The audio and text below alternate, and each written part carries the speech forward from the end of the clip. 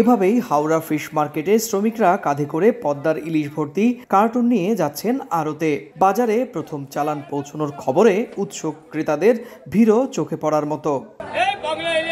প্রতি বছর দুর্গাপুজোর আগে পশ্চিমবঙ্গ ও ত্রিপুরায় ইলিশের চাহিদা তুঙ্গে পৌঁছায়। স্থানীয় যোগান সেই চাহিদা মেটাতে ব্যর্থ হওয়ায় ভারতের ব্যবসায়ীদের প্রতিবেশী বাংলাদেশ সরকারের দ্বারস্থ হতে হয়। তবে এবার নির্ধারিত সময়ের চেয়ে দেরিতে চালান ঢোকার কারণে ব্যবসায়ীরা মনে করছেন পূজার বাজারে তারা প্রত্যাশিত মুনাফা পাবেন না।